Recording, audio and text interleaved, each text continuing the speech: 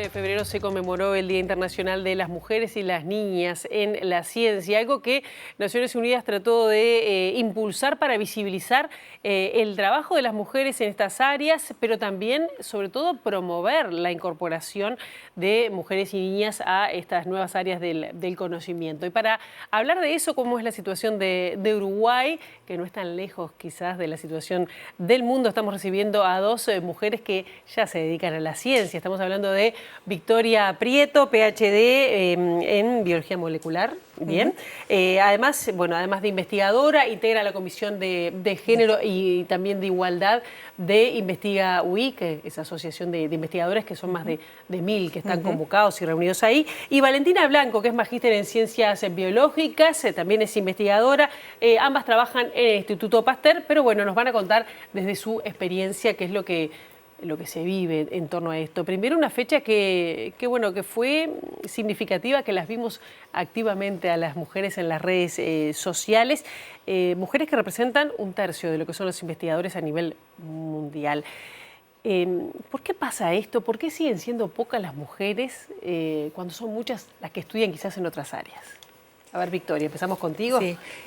Primero, el tema del tercio, ese 30% es un número global. Las cifras para Uruguay son diferentes. En realidad estaríamos más cerca de la paridad de participación de mujeres en la ciencia, y eso podría llegar a ser visto como una cifra positiva, y lo es, ¿no? Eso hay que destacarlo que sí. El tema es que esa cifra de paridad en realidad esconde distintas distribuciones de mujeres en distintas áreas del conocimiento, algunas que son más feminizadas y otras que son más masculinizadas, y también esconde una distribución de más mujeres en las etapas iniciales de la carrera y de menos mujeres en las etapas finales, o de más responsabilidad, o de posiciones de cargos de jefas de las carreras. Entonces, eso para precisar primero. Sí. Ese tercio es así, es a nivel mundial dado por Naciones Unidas. Es a nivel mundial dado por Naciones Unidas. Y después, en cuanto, si bien no tenemos ese número en Uruguay, tenemos los mismos fenómenos de desigualdades, y en realidad también UNESCO hace un análisis de la situación, y es una situación multifactorial, y en verdad hay que mirarlo a nivel como longitudinal a lo largo de la trayectoria vital de las personas, y son fenómenos que empiezan desde la niñez. Ya se ha visto que entre los 5 y los 6 años ya los niños y las niñas empiezan a autopercibirse que tienen distintas capacidades y distintos talentos para las ciencias, y después hay muchos fenómenos que se van arrastrando en las familias, en los entornos educativos, después en la sociedad, que van causando estas desigualdades. Sí, este condicionamiento hacia dónde elegir la vida y la carrera, ¿no? Sí. Uno de los factores es no sentirse capaz, ¿no? Ese es uno de los factores. Después hay muchos otros factores que son como ambientales también. Vamos a hablar de eso, y sobre todo esa diferencia que hay en hacia dónde se dirige la carrera de uno, aún dentro de las investigadoras o estudiantes. Valentina, en este caso, ¿cómo fue tu experiencia? Más allá de a veces la experiencia de una persona dice mucho de que fue más fácil acceder a todo esto. ¿Cómo ves desde tu perspectiva esto? ¿Cómo lo viviste? Bueno, desde mi perspectiva, desde mi lugar, yo no sentí tanto lo que son obstáculos en la carrera comparado con mis pares varones. Creo que también estoy hablando de una posición muy privilegiada, porque es como soy como una de las sobrevivientes, digamos, que hoy puede estar acá sentada y hablando de eso. Sé que hay otras que se han quedado atrás y que no se están pudiendo presentar a contar su situación. Entonces también me siento en una posición un poco distinta, ¿no? Que no es lo que pasa en general.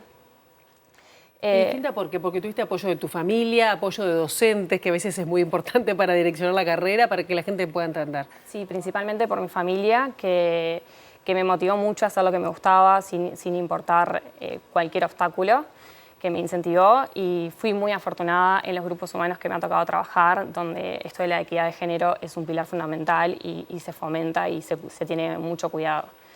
Entonces, en ese sentido me siento como muy afortunada de poder haber encontrado con esas personas. Imagino que además debe haber escalones, no me quiero detener mucho en eso, pero que es importante, uno cuando desde la infancia, ¿no? que todos los niños hacen experimentos, nos regalan libros para probar, después hay como un corte que capaz que desde la familia nos regalan otras cosas y los docentes nos indican, pero también después en la maternidad también debe haber un corte muy importante. No sé cómo lo ven ustedes ya más grandes y aún desde Investiga UI ese tema. Para presentarse a becas incluso. Sí, todos esos factores que acabas de decir son factores determinantes. El tema de la maternidad está siendo estudiado específicamente por economistas que se dedican a ese tema y a nivel local y a nivel mundial, y está mostrado que el nacimiento del primer hijo baja el rendimiento, baja la productividad, baja los chances de éxito a lo largo de la carrera hasta 10 años después del nacimiento de ese hijo, así que tiene un gran impacto. Y por eso, volviendo a Investiga UI, desde Investiga UI estamos tratando de pensar y de pasada una etapa que tuvimos de 2 años de muchos talleres y de diagnósticos, estamos tratando de pasar a una etapa de proposición de herramientas, y una de las herramientas fundamentales tiene que ser un buen sistema de cuidados y de apoyo a las maternidades, y sin inventar la rueda. O sea, hay ejemplos a lo largo del mundo, hay ejemplos excepcionales como por ejemplo en Suiza, que hay fondos especiales para apoyo en los momentos de baja productividad, que eso podría ser una idea inspiradora. La maternidad es claramente uno de los factores, pero hay muchos otros factores. El tema del acoso en la academia también es un tema. En las academias de ciencia, medicina e ingeniería de Estados Unidos hicieron un estudio larguísimo de incidencia de acoso y encontraron que es la segunda institución que tiene más acoso de género después del ejército. Entonces, ese es un factor que, por más que, como dice Valentina, nosotras disfrutamos del sesgo de sobrevivientes, no tenemos que olvidarnos de que hay muchas personas que o quedan por el camino o ni siquiera acceden. Y me parece que esta fecha también es, además de para pensar en el techo de cristal, que es lo que estábamos hablando antes, es una fecha para pensar en el acceso a la formación científica, que es importante para muchas cosas de los individuos. ¿Y por qué es importante? Es decir, ¿por qué es importante que haya más mujeres, por ejemplo, en ciencia? Bueno, creo que nosotros en la ciencia, cualquier pregunta que te plantees, ¿no?, que quieras contestar, son sistemas complejos que requieren de muchos puntos de vista. Requiere que esa misma pregunta sea vista de diferentes dimensiones, y la diversidad de las personas porque la ciencia no se hace a uno, no es un científico encerrado en un laboratorio trabajando solo. Es vital el trabajar en equipo con un grupo de personas que tengan distintos puntos de vista y puedan aportar a un mismo objetivo, ¿no?, a contestar una pregunta. Y la diversidad de las personas que pueda tener es muy importante. Bien, córrete un poquito el pelo que te está tocando el micro. Ay, va, de ese lado. ¿Cómo se puede hacer desde las familias para incentivar, digamos, o promover un poco, digamos, por lo menos la libertad de las niñas en seguir este tipo de carreras, que también es importante, que tiene un empleo interesante, por lo menos en nuestro país, que no es un tema menor? Sí. Lo que te estás refiriendo, otro de los ejes de trabajo de Investiga UI es ver hacia el futuro lo que se viene, que es la sociedad del conocimiento o la economía del conocimiento. Exacto. Que es basada, son muchas actividades, muchos empleos o los emprendimientos que van a generar más ganancias, van a ser los que, ya están siendo los que tienen mucho componente de conocimiento. Entonces, sí, la cuarta revolución industrial que le dicen. Exacto, de la inteligencia artificial, de la internet.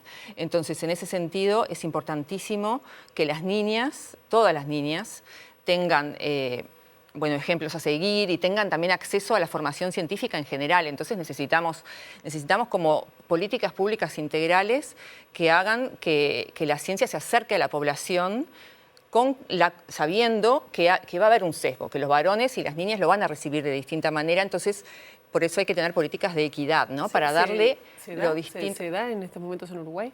Los Ese sesgos. impulso. Y bueno, no, lo que yo observo y lo que se observa es que hay iniciativas como puntuales de gente que tiene interés, por ejemplo, todas las iniciativas que se dan en las instituciones los 11 de febrero, pero no hay una política global de igualdad en la ciencia. Y eso me parece que implicaría, qué sé yo, cosas como más museos de ciencias naturales, acceso, programas de divulgación, programas infantiles, ese tipo de cosas que hagan que entre a los hogares y que la gente se forme como ciudadanos y ciudadanas con formación científica. Claro. Una de las cifras que revisando para preparar la entrevista me llamó la atención es que si bien hay un gran número de investigadoras, como decíamos, en la ciencia y la tecnología, estas, muchas, por lo menos en Uruguay, están dedicadas una gran parte a temas vinculados más a la salud, investigación incluso agropecuaria, temas de educación, pero muy poquitos son lo que son las aplicaciones, ¿no? O inteligencia artificial, que es como, parece que es el futuro. ¿Por qué nos cuesta tanto? ¿Y cuál es el riesgo? Porque pienso a futuro un riesgo. Le estoy hablando a la computadora o al teléfono que me dé una respuesta y está pensada básicamente por varones. Sí. ¿Cuál es el riesgo? Y bueno, la forma en que se entrenan los algoritmos es fundamental para la precisión de la devolución. No es mi campo de estudio, yo soy bioquímica. Sí. Pero no, por pero lo que entiendo, en cómo se dedican las mujeres, claro, en diferentes... Entonces lo que te va a dar es te van a dar respuestas sesgadas y que no van a corresponder a la realidad y puede causar errores. Yo creo que es un poco desde chicos, ¿no? Como a las niñas se le da más una muñeca para jugar, entonces se sesga un poco más a lo que es las ciencias de la vida y todo lo relacionado con ellos. Y bueno, hoy en día más lo que es las matemáticas y la física están mucho más masculinizadas, entonces capaz que a las mujeres les cuesta como, si no tenés mucha idea, no tenés algún conocido que te guíe hacia ir a esas carreras, es como más difícil entrar y animarte a arriesgarte a hacer algo que no te sentís representada. Claro, y a la hora de publicar, por ejemplo, investigaciones en revistas científicas, que es algo fundamental para el desarrollo de una carrera, ¿no? En la investigación, ¿qué diferencias hay con sus pares hombres o qué obstáculos ustedes deben superar para tener la misma cantidad de publicaciones y no quedar trancada la carrera? A ver. Hay un círculo vicioso ahí que se genera, es que, por lo menos en nuestra área del conocimiento, la persona que firma última es la persona que es jefa de grupo. Y entonces, si tenemos un jefe, la mayoría de los jefes de grupo son varones, son los que firman últimos y ese es el lugar de mayor... destaque. Claro, entonces hay como el tema, la transición de pasar a firmar último los artículos y a ser responsable, es una etapa difícil de transitar y ese es uno de los obstáculos que hay a lo largo de la carrera, porque es una transición en la que pasás de ser los experimentos y el trabajo a ser responsable y no siempre vos sos la jefa del grupo, sino más bien es un varón. ¿Y eso cómo es? ¿Cómo dar ese salto para que el nombre de una mujer quede en las publicaciones? Porque realmente queda el que firma, ¿no? Claro, entonces ahí tenés que empezar a, por ejemplo, escribir tus propios proyectos, pero tenés que tener un entorno que te habilite a que vos seas responsable científica de tu proyecto y eso te va a permitir firmar última. Después también tenés que luego negociar esas firmas. Entonces, todo eso también depende del entorno y de las relaciones de poder que se den en tu lugar de trabajo. ¿Te ha pasado a vos también, Valentina? Si bien estás todavía, no digo iniciando, pero bueno, ya estás doctorándote también. Sí, estoy en mis etapas de formación. Todavía no estoy como en esa etapa tan de producción, o sea, estoy formándome, estoy haciendo mi doctorado y hasta el momento no las he sentido. Pero tengo, como decía Victoria anteriormente, como el quiebre se da en la maternidad, me parece. Yo todavía no soy madre, entonces no sentí desaceleración en la producción. Entonces creo que todavía no lo he vivido.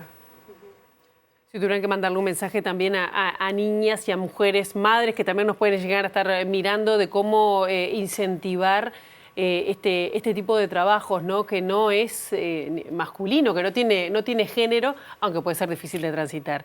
¿Qué dirían? A ver. Yo les diría que se animen, que se arriesguen y que se acerquen. Nosotras, las científicas y los científicos, estamos todo el tiempo queriendo, nos encanta lo que hacemos, entonces nos encanta comunicarlo. A veces nos cuesta un poco porque tenemos ese como vocabulario científico y a veces bajar la tierra es un poco difícil, pero siempre estamos dispuestos a contar lo que hacemos.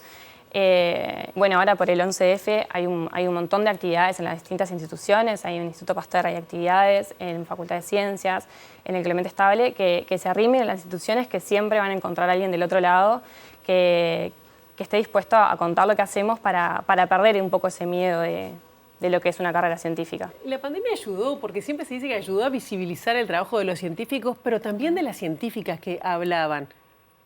Sí, tuvimos a muchas científicas destacadas que tuvieron que, según ellas mismas dicen, ¿no? Tuvieron que superar su miedo a la exposición y sus nervios y pasar a la escena, y eso me parece que es una cosa muy positiva y que aportó mucho como modelos de rol a seguir. Pilar Moreno es una de las personas que todo el mundo conoce ahora y que todas admiramos.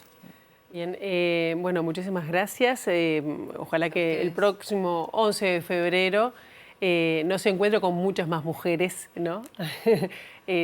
Trabajando por la ciencia y sobre todo cuando miremos una aplicación de teléfono también sea hecha por una mujer y que nos podamos entender un poco más. Gracias, Victoria, Valentina, por este tiempo.